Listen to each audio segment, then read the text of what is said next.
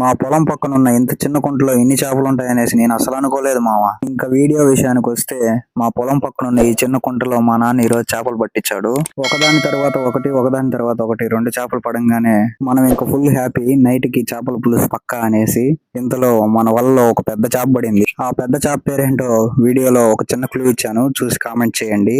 ఈ పెద్ద చేపను బయటికి తీసేదానికి ఒక 15 నిమిషాలు బొక్క. ఎందుకంటే అది పడినట్టు గమ్మునుండకుండా నీళ్ళలో అలా తిరిగి ఈ వల్ల బాగా చిక్కునింది. అయినా కూడా ఏం పర్వాలేదు, మన ఫిషర్ మ్యాన్ కొంచెం చాకచక్యంగా దాన్ని బయటకు తీసి పడేశాడు. దాన్ని తీసి వదిలేసి వచ్చే గ్యాప్ లోనే మనకి ఇంకొక చేప ఒకటి పడినింది.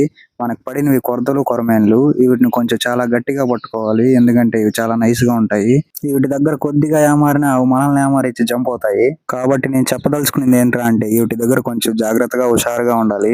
ఈ గ్యాప్ లో మనకి ఇంకో చేప పడింది మామ. ఈ చేపను తీస్తూ ఉంటే ఇందాక చెప్పినట్టు నైస్ గా జారుతూ వెళ్ళిపోయింది. ఇక లేదులే, చేతికి అందింది నోటికి అందకుండా పోయింది అనేసి అనుకున్నాం మామ. ఇంతలో మన ఫిషర్ మ్యాన్ కొంచెం చాకచక్యంగా ఆ చేపని క్యాచ్ చేశాడు మామ.